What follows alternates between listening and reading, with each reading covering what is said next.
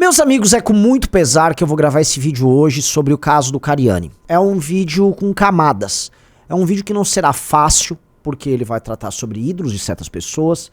É porque ele trata de verdades inconvenientes e de problemas tão profundos naquilo que é Brasil, que não apenas os envolvidos são alvo da minha abordagem, mas a operação, a lógica do crime e o que é ser brasileiro hoje em dia, tá bom? Roda a vinheta.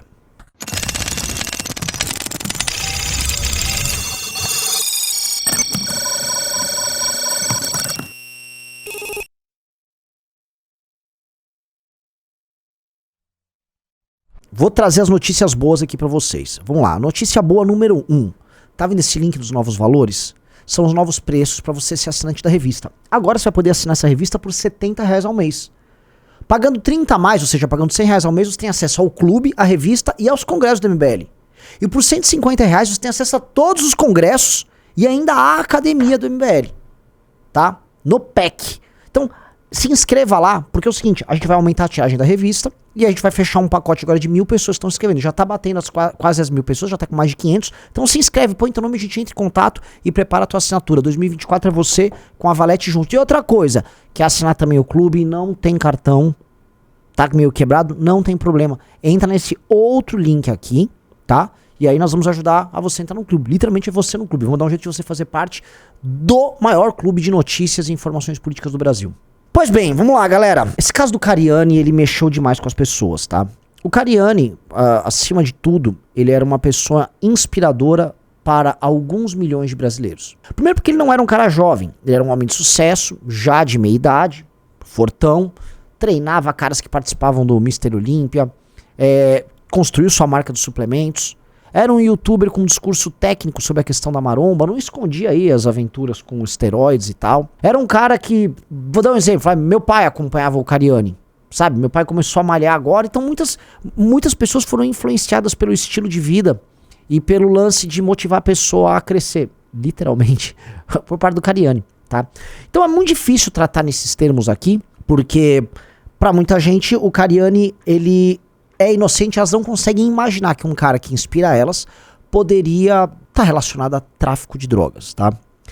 Eu vi essa enquete que vocês estão vendo aí, que foi feita pelo Brigadeiro. O Brigadeiro é um cara muito crítico ao Cariani, porque o Cariani também já deu umas caneladas aí. E sim, o Cariani, por trás do discursinho bonito, ele também tem um lance meio arrogantão, tá? Ele tem as preferências, e eu vou ainda entrar na personalidade dele, mas ele não é um cara fácil. E a maior parte das pessoas na enquete do Brigadeiro falam que o Cariani é inocente. Eu mesmo fiz esse tweet que você tá vendo aí. Esse tweet vai na seguinte linha. Olha, meus amigos, eu vi tantas operações midiáticas, PF, Polícia Civil, que já vem com GoPro, já vem com câmera, com coletiva de imprensa, que eu já perdi boa parte da crença nelas. Eu fui alvo de uma. O MBL teve uma busca e apreensão com um helicóptero, voando, filmando, e aí quando viu não era nada, era uma mentira pra destruir a nossa reputação e pra tentar basicamente acabar com o movimento político. Mesma coisa fizeram com o Ciro Gomes. E muitas outras operações começaram a ganhar um teor midiático, simplesmente porque envolvem pessoas famosas, em geral polêmicas, e aí promovem certas figuras que depois viram candidatos. Tem um jogo aí que eu não gosto. Mas eu vou entrar, independente dessa minha posição em que eu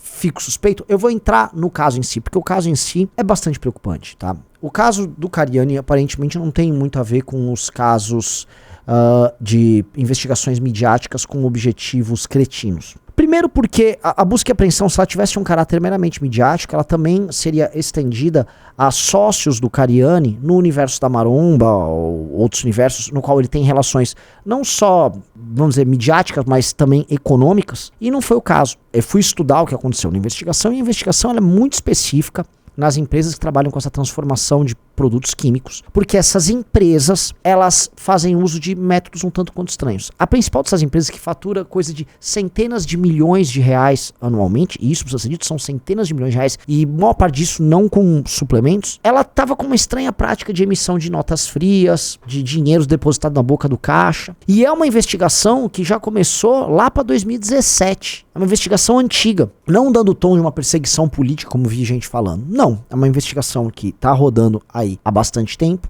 e que ela busca pegar o quê? Uma certa prática que envolve basicamente a venda de insumos químicos, ali eu não vou entrar aqui muito em detalhe do que é um insumo e tal, que é utilizado para processar crack.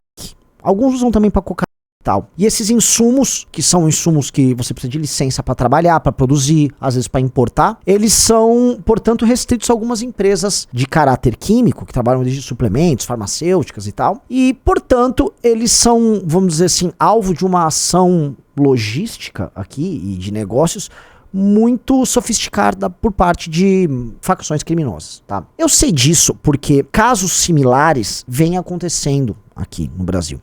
Essa notícia que você tá vendo aí é um caso que rolou lá em Ribeirão Preto. E qual é o lance? Empresas são utilizadas para basicamente trazer esses insumos são enviados para fabricação de crack, etc, por parte do tráfico de drogas, num negócio que é muito lucrativo. A investigação, ela vai na linha de que a empresa do qual o Cariani é sócio, ela faz isso. E mais, que certas negociações envolvendo os insumos tiveram participação direta do Cariani, como nesse e-mail que você está vendo aí na tela, em que ele está aí fazendo esse tipo de negociação. Isso culpabiliza o Cariani de start? E não digo que culpabiliza nada. Mas os indícios de que há essa operação criminosa, assim, os indícios são muito fortes. Assim, os indícios são muito difíceis de ser negados, tá? Então, assim, que há uma operação envolvendo o tráfico e aquela empresa, assim, tem indícios um tanto quanto poderosos nessa linha, tá? Então, a investigação não é uma investigação picareta, a investigação já é uma investigação antiga, ou seja, ela tá rolando há muitos anos, e essa busca e apreensão que não veio acompanhada de um pedido de prisão, ainda que eles tenham pedido a prisão preventiva dele, ela reforça algo sério que já vem acontecendo há bastante tempo. Parece, e assim, a história é um tanto quanto estranha, porque parece que o Cariani, ele assume, ou ele começa a tocar essa empresa lá pra 2008, ou seja, bastante tempo atrás. Ele tem uma sócia que é uma senhora de idade, e a empresa cresceu muito ali com ele, não só nessa área de suplemento, tá? Então, é muito difícil colocar que o Cariani não teria, vamos dizer, noção das operações que aconteceriam nessa empresa dele. Agora, por que eu estou aqui falando de Cariani e de uma investigação específica? Eu acho isso meio idiota, não é o objeto do nosso canal, e eu também não é objeto, nem objetivo meu, culpabilizar o cara por qualquer coisa antes de uma eventual condenação. Eu acho realmente muito estranho, eu acho que você que acompanha ele e tal, é importante você colocar meio que as barbas de molho, tá? Porque é uma investigação séria. Mas o que preocupa, e esse é o verdadeiro objeto da análise, é a proximidade que o tráfico de drogas no Brasil tem de quase todas as atividades importantes. Repare que há 3 semanas atrás nós estávamos falando do quê? Da dama do crime, que rodava pelo Ministério da Justiça e o Ministério dos Direitos Humanos, que teve uma proximidade um tanto quanto estranha com um cara que está se tornando agora um muito provável ministro do STF, que tem passagens pagas por ministérios, que tem ONGs que recebem dinheiro, não só dinheiro privado, mas dinheiro público. Ou seja, a atividade do tráfico, ela meio que está ligada a quase todas as grandes atividades no Brasil. A gente sabe muito bem que certos festivais, certos eventos, escolas de samba, torcidas organizadas, também tem participação do tráfico. Periferias de grandes cidades são tomadas pelo tráfico. E agora a gente está vendo uma indústria química bem grande, num país em desindustrialização, que é extremamente triste, muito possivelmente tendo uma relação direta com o tráfico. Ou seja, a ideia de que nós vivemos num narco-estado não é uma ideia desprezível. E é muito ruim pra gente, e aí entra o ponto, se deparar com essa realidade. Muito triste pra gente ver isso. Porque pras pessoas, veja, até o Cariani, até um cara que inspira, eventualmente pode ser que até o Cariani, até um cara que te inspira. Assim que talvez pra uma pessoa de esquerda que tenha consciência, é difícil, mas enfim, fala, meu Deus, o ministro dos Direitos Humanos lá com a dama do tráfico, A característica do narco-estado é justamente ver que todas as facções políticas e nacos, por vezes muito distintos, não só do Estado, mas da sociedade, estão tomadas pela atividade criminosa do tráfico. E o tráfico vai se entranhando. É judiciário, é legislativo, é executivo, é economia, é mídia, a ponto de ele estar presente na tua vida. E de você não conseguir mais dissociar o que é realidade do que são os interesses desses caras. O Brasil não enfrenta isso de verdade. A vida no Brasil é uma desgraça.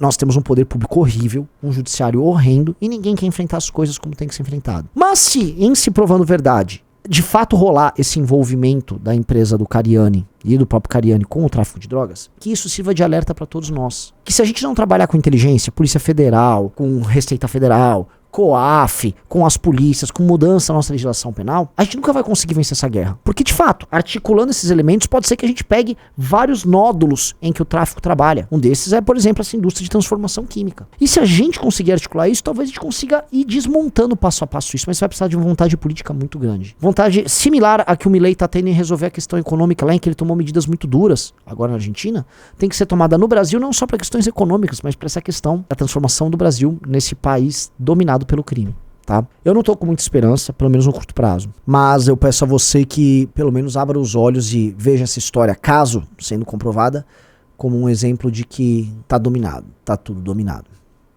É isso, galera. Esse foi o meu recado. Beijos e abraços pra todos vocês.